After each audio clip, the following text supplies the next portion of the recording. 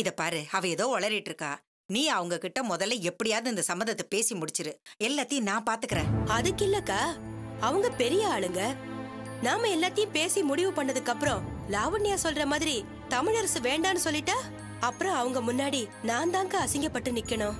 அதனால நீங்க எதுக்கும் தமிழரசு கிட்ட விஷயத்த சொல்லி அவனுக்கு இதுல சம்மதமானு கேட்டுக்கோங்க.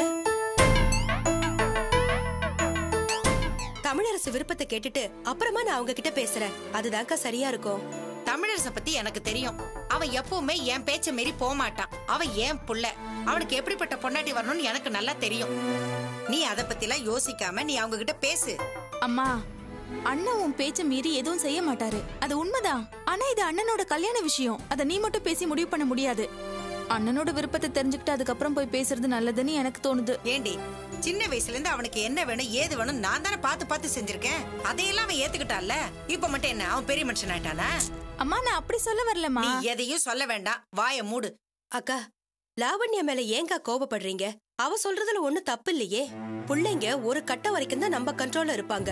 அதுக்கப்புறம் பெரிய படிப்பு உத்தியோகம்னு வெளியில போக ஆரம்பிச்சுட்டா அவங்க உலகம் பெருசா போயிடும். மனசுக்கு பிடிச்ச பொண்ண பாத்துருக்கலாம், பழகி இருக்கலாம், இப்படி எவ்வளவோ இருக்குல்ல. அதனால நம்ம பிள்ளைங்களுக்கு வரன் பாக்கறதுக்கு முன்னாடி, ஏன்பா நான் உனக்கு ஒரு பொண்ணு பாக்க போறேன், பாக்கலாமா இல்ல நீ வேற யாரையாவது மனசுல நினைச்சிருக்கியான்னு கேக்குறதுல தப்பு இல்லையே. என் புள்ள தமிழரசு எனக்கு தெரியாம யாரையாவது விரும்பிருப்பான்னு சொல்றியா? அதெல்லாம் ஒரு காலமும் இருக்காது. அவன் கொஞ்சம் பொறுப்பு இல்லாத புள்ளைய தவிர நீ சொல்ற மாதிரி அப்படியெல்லாம் போறவன் கிடையாது. நான் 25 வருஷமா அவனை வளர்த்திருக்கேன். அவன் மனச பத்தி எனக்கு நல்லாவே தெரியும். நீ இந்த இடத்த பார்த்தா பாருமா, இல்லன்னா நான் வேற யாருக்கிட்டையாவது சொல்லி அவனுக்கு பெரிய இடமா பார்க்க சொல்றேன். அதுக்காக என் பிள்ளைய பத்தி இப்படி எல்லாம் பேசாத. இப்ப நான் என்ன சொல்லிட்டேன்னு நீங்க ஏங்க இப்படி கோச்சிக்கிறீங்க? தமிழரசு கிட்ட ஒரு வார்த்தை சொல்லிட்டு அப்புறம் பேசுவோன்னு தானே சொல்றேன். அதுல ஒண்ணு தப்பு இல்லையே. எல்லாம் உங்க நல்லதுக்கு தானே சொல்றேன்.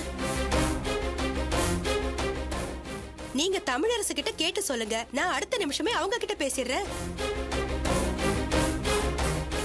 எல்லாம் கூடி வந்தா அவங்களும் உடனே கல்யாணத்துக்கு நாள் குறிச்சிருவாங்க. நீங்களும் உங்க மருமக சவால ஜெயிச்ச மாதிரி இருக்கும்ல.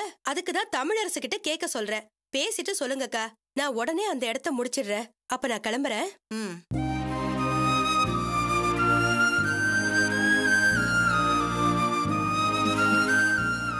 அடுத்த வாரம் ஐயா வெளியில வந்துருவாருன்னு நினைக்கிறேன்.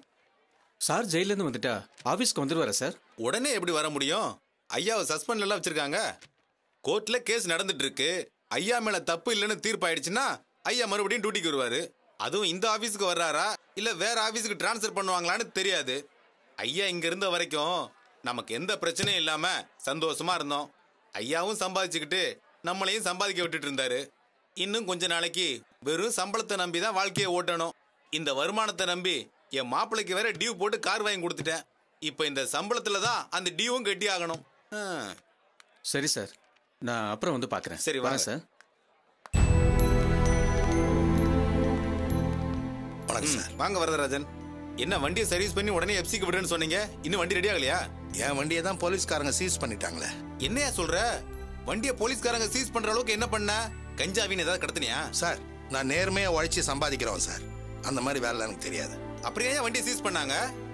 எஃப்சி முடிஞ்சும் வண்டியை ரோட்ல ஓட்டுறேன்னு சொல்லி வண்டியை கொண்டு போய் போலீஸ் ஸ்டேஷன்ல நிப்பாட்டிட்டாங்க சார். அடப்பாவுமே, உனக்கு நேரமே சரியில்லையா? அப்பதான் சர்வீஸ் பண்ணிட்டு வந்த வண்டியில திடீர்னு ஏதோ பிரச்சனை வந்துருச்சு. இப்ப போலீஸ்காரங்க பிடிச்சு வச்சுட்டாங்கன்னு வந்து நிக்கிற. என்னையா ஆச்சு உனக்கு? சார், நான் என் வண்டியை வித்து தான் சார் என் பொண்ணை இன்ஜினியரிங் காலேஜில் சேர்க்க போறேன். இப்போ விட்டுட்டா அவளுக்கு ஒரு வருஷம் வீணா போயிடும் சார். அவ எதிர்காலமே இதுல தான் சார் இருக்கு. ப்ளீஸ் என் வண்டியை விட்டுட்டு சொல்லுங்க சார். உன் பொண்ணை படிக்க வைக்கணுங்கிற ஆசை இன்னும் உனக்கு போகலையா? சார், முதல்ல எனக்கு என் வண்டி வேணும் சார். அதுக்கு ஏதாவது வழி இருந்தா சொல்லுங்க. என்னால ஒண்ணும் பண்ண முடியாதியா? ஐயாவுக்கு தான் நிறைய போலீஸ் அதிகாரிகளை தெரியும். இந்நேரம் அவர் இங்க இருந்திருந்தாருன்னா நேரா நானே அவர்கிட்ட சொல்லி உன் பிரச்சனையை அழகா முடிச்சு வச்சிருப்பேன். எங்க அவரை தான் உன் பொண்ணு கொண்டு போய் ஜெயில போட்டால.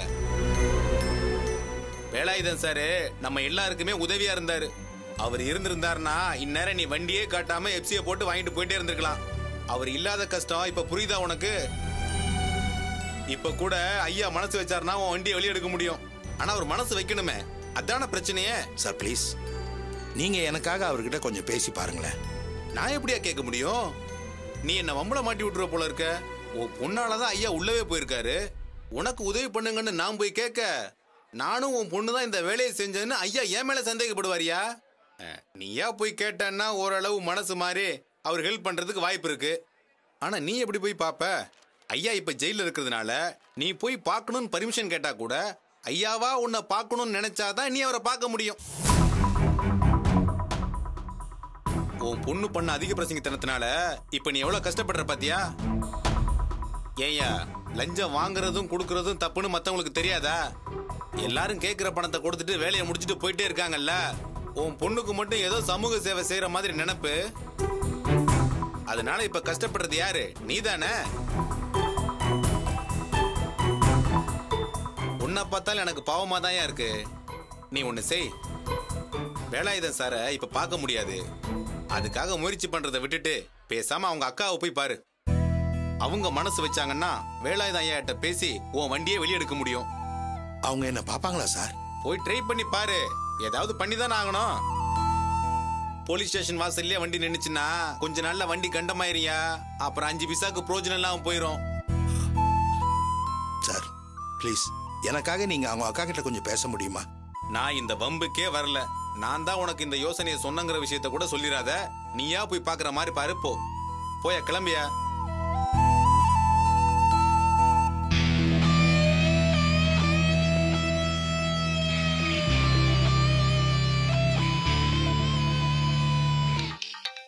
அம்மா போன்மா. சொல்லு கோதண்டா. அக்கா, வரதராஜனுக்கு நம்ம போட்ட லாக்கு வேலை செய்ய ஆரம்பிச்சிருச்சுக்கா. ஆள் ரொம்ப ஆடி போயிருக்கான். உங்களை தான் பார்க்க வந்துட்டு இருக்கான். பாத்துக்கங்க. சரி சரி வரட்டும், நான் பாத்துக்கிறேன். சரிக்கா.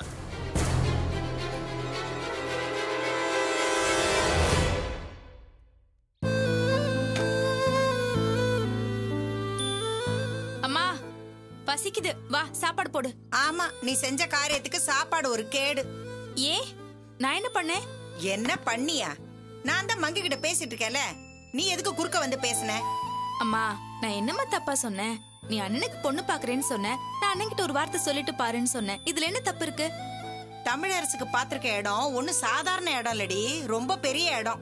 அந்த இடத்த முடிச்சாதான் சுதா முன்னாடி என்னால தலை நிமிந்து நிக்க முடியும். அவளை விட சின்ன இடமா பார்த்தேன்னு வச்சுக்க, அப்புறம் எனக்கு ஆயுஸ் இருக்கிற வரைக்கும் சுதா அதையே சொல்லி சொல்லி குத்தி குத்தி காட்டி பேசிக்கிட்டு இருப்பா. அப்புறம் என்னால நிம்மதியாவே இருக்க முடியாது. அம்மா கல்யாணங்கிறது தானா அமையணுமா? சவால் வீட்டு பண்றதுக்கு இது என்ன பிசினஸா? இப்ப என்ன, நைட் அண்ணன் வந்தவன அவர்கிட்ட பேசி நல்ல முடிவாயிடு. அவ இன்னைக்கு நைட்டே பேசுறேன்னு சொன்னா, நீ வந்து கலைச்சு விட்டதுல அவளே யோசிக்க ஆரம்பிச்சிட்டா. இனி அவ என்ன செய்ய போறாளோ தெரியல.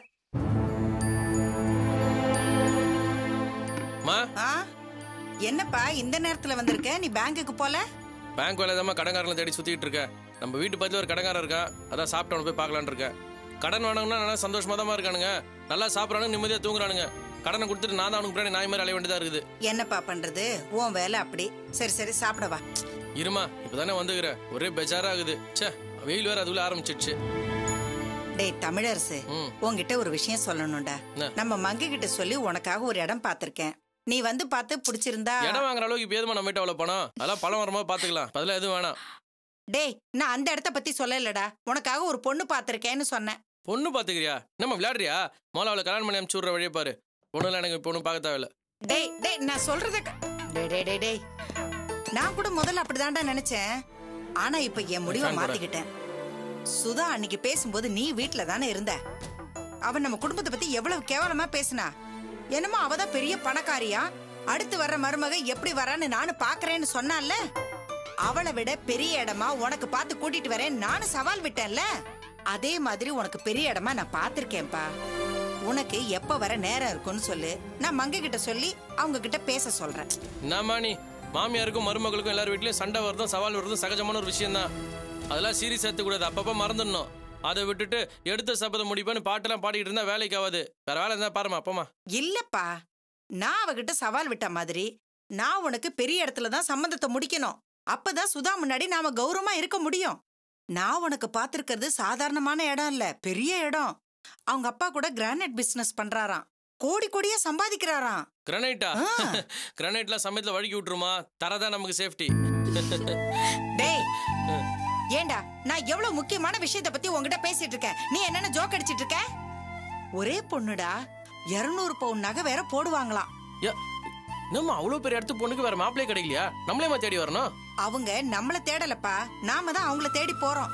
அவங்களுக்கு நிறைய சொத்து இருக்கிறதுனால அந்த பொண்ணை கட்டிக்க போற பையனுக்கு சொத்தெல்லாம் எதுவும் இருக்கணுங்கிற அவசியம் இல்ல, நல்ல குடும்பமா நல்ல பையனா இருந்தா போதுன்னு அவங்க அப்பா நினைக்கிறாராம். பரவாயில்லையே, அப்பா அந்த காலத்து எஸ்வி ரங்காராவ் மாதிரி ரொம்ப நல்லவரா இருக்கிறாரு. பணத்தோட தான் சேரும்னு இல்லாம நல்ல பையன்ல வர தேடுறாரு. ஒண்ணு பண்ணுவோம், என் ஆபீஸ்ல ஒரு நல்ல பையன் இருக்கிறான், அவனுக்கு இந்த பொண்ணுக்கும் கோத்து விட்டுலாமா? டேய், நான் உனக்காக அந்த இடத்த பார்க்க சொல்லிருக்கேன், நீ என்னடான்னா வேற யாருக்கோ சிபாரிசு பண்ற? இந்த மாதிரி ஒரு பணக்காரட அமையறதே ரொம்ப கஷ்டம்டா. வர்ற வாய்ப்பை விட்டுட்டா அப்புறம் இதே மாதிரி ஒரு இடத்த தேடி கண்டுபிடிக்க எத்தனை வருஷம் ஆகுமோ தெரியாது. பணக்கார இடம்லாம் நமக்கு வேலைக்கு ஆகுதுமா? அவங்ககிட்ட துட்டு தான் நமக்கு என்னம்மா? டேய், அப்படி எல்லாம் சொல்லாதடா. வாழ்க்கைக்கு பணம் தானே பிரதானமா ஆயிப்போச்சு. ஒரு 15,000 ரூபாய் பணத்துக்கு சுதா என்ன பேச்சு பேசினா, அதே பணம் நம்ம கையில இருந்திருந்தா இந்த உன் பணத்தை பிடின்னு சொல்லிட்டு அவ வாயை அடைச்சிருக்கலாம் இல்லையா? அந்த பணம் நம்ம கிட்ட இல்லைன்னு தானே அந்த பேயாட்டம் ஆடினா. அதனால பணத்தை சாதாரணமா நினைச்சிடாதடா. கல்யாண வயசுல இருக்கிற உன்ன மரியாதையா பேசாம அவ இவன் பேசுறாளே, ஏன்? அவகிட்ட ஏதோ கொஞ்சம் பணம் இருக்குங்கிற கர்வத்துல தானே அவ அப்படி பேசுறா. இந்த பொண்ணை கல்யாணம் பண்ணிக்கிட்டேன்னா நீ அவளை விட பெரிய கோடீஸ்வரனா இருப்ப. அப்ப உன்னை அவன் இவன் ஒருமையில கூப்பிட்டு அவ பேசுவாளா? இல்ல பேசத்தான் முடியுமா? எல்லாத்துக்கும் பணம் தாப்பா காரணம், அதை மறந்துட்டு பேசாத. நீ சொல்றதெல்லாம் பணத்தாசை புடிச்சவங்களுக்கு வேணா கரெக்டா இருக்கும், எனக்கு அந்த மாதிரி ஆசை எதுவுமே இல்ல. நல்ல குணத்தோட இருக்கிற பொண்ணை கல்யாணம் பண்ணிட்டா நான் அந்த வீட்டுக்கு மாப்பிள்ளையா இருக்க முடியும். நீ சொல்ற மாதிரி பணக்கார விட்டு பொண்ணா கல்யாணம் பண்ணிட்டேன்னு வையி, நான் அந்த வீட்டுக்கு மாப்பிள்ளையா இருக்க முடியாது, அடிமையா தான் இருக்கணும். பணத்துக்காக என்ன வித்துக்க நான் தயாரா இல்லம்மா. 5 ஸ்டார் ஹோட்டல் என்னைக்காவது ஒரு நாள் சாப்பிட்டா தான் நல்லா இருக்கும். ஆனா தினைக்கும் நீ வைக்கிற பத்தியா வத்த குழம்பு பொரிச்சாப்பளமும் அதமா சலிக்காம சாப்பிட முடியும், எனக்கு அது போதுமா? ஆமா, நீ என்ன குழம்பு வச்சுக்கிற? டேய், பேச்ச மாத்தாத. உன்கிட்ட கேட்டு இன்னைக்கே நான் மங்க கிட்ட சொல்லணும்டா, அப்பதான்டா அவன் நைட்டே அவங்க கிட்ட பேசுவா. தோகரால முதல்ல இவளை பேக் பண்ண அனுப்புற வழியை பாரு, என் கதையெல்லாம் அப்புறம் பாத்துக்கலாம். இவளை கட்டி கொடுக்கறதுக்கு இப்ப நம்ம கையில என்னடா இருக்கு? 10 பவுன் பழைய நகை தான் இருக்கு. அதுவும் நான் கல்யாணம் கட்டி வரும்போது எனக்கு போட்டு அனுப்புனது. அதை வச்சுக்கிட்டு இவ கல்யாணத்தை எப்படா நடத்த முடியும்? புவியரசு கிட்ட கேட்டா எப்படியில போட்டு வச்சது 70,000 ரூபாய் பணம் ரெடியா இருக்குன்னு சொல்லுவான். அதுக்கு மேல கேட்டா அவன் பொண்டாடி தான் செய்யவே விட மாட்டாளே. உனக்கு இவளுக்கு செய்யறதுக்கு மனசு இருக்கலாம்ப்பா, ஆனா உடனே இவ கல்யாணத்துக்கு தேவையான பணத்தை உன்னால போட்ட முடியுமா? சுதா கிட்ட 15,000 ரூபாய் பணத்துக்கு அடுத்த மாசம் சம்பளத்தை வாங்கி தரேன்னு தவணை சொல்லியிருக்க. உன் நிலைமையும் இப்படி இருக்கு, இதுல எங்க இருந்து லாவண்யாவுக்கு கல்யாணம் பண்றது? இது எல்லாத்தையும் யோசிச்சு பார்த்து தான் முதல்ல உனக்கு கல்யாணம் பண்ணலான்னு முடிவு பண்ணிருக்கேன். அந்த பொண்ணு வீட்டுல மாப்பிள்ளை குடும்பத்துக்கு தேவையான உதவி எல்லாம் நாங்களே பண்றோம்னு சொல்லியிருக்காங்களாம். அது மட்டும் இல்ல, அந்த பொண்ணு பேர்ல பேங்க்ல ஏதோ எப்படியெல்லாம் கூட போட்டு வச்சிருக்காங்களாம். 200 பவுன் நகையில இருந்து ஒரு 20 பவுன் நகை எடுத்து நம்ம லாவண்யாக்காக தரமாட்டாளா? அந்த பொண்ணு நம்ம வீட்டுக்கு வந்துட்டா லாவண்யா கல்யாணத்துக்கு எப்படியில இருக்க பணத்தை எடுத்து கொஞ்சம் கொடுக்க மாட்டா? இல்ல நீதான் அவகிட்ட பேசி வாங்கி தர மாட்டியா? இதையெல்லாம் மனசுல வச்சுக்கிட்டு தான்ப்பா அந்த இடத்த பாக்கலான்னு சொன்னேன். என்னமா பேசுற நீ? யாரோ ஒரு பொண்ணு கொண்டு வர நகையை வச்சு பணத்தை வச்சுதான் என் தங்கச்சி நான் கல்யாணம் பண்ணி வைக்கணுமா? அந்த அளவுக்கு வேலைக்கு ஆகணும்னு போயிட்டேன் நானு. அன்னைக்கு அண்ணி நம்ம குடும்பத்தை பத்தி தப்பா பேசுறேன்னு சொல்லி அவ்வளவு டென்ஷன் ஆனே. இன்னைக்கு நீ தான் புள்ளைய பத்தி கேவலமா நினைச்சுக்கிற. என் தங்கச்சிக்கு சேர்த்து எனக்கு தெரியாதா? அவ கல்யாணத்தை எப்படி நடத்தி காட்டுறான்னு பாரு. தெரு ஃபுல்லா பந்தல் போட்டு ஊர்ல இருக்கிறவங்க எல்லாம் சோறு போட்டு சும்மா கெத்தா நடத்தி காட்டுவோமா?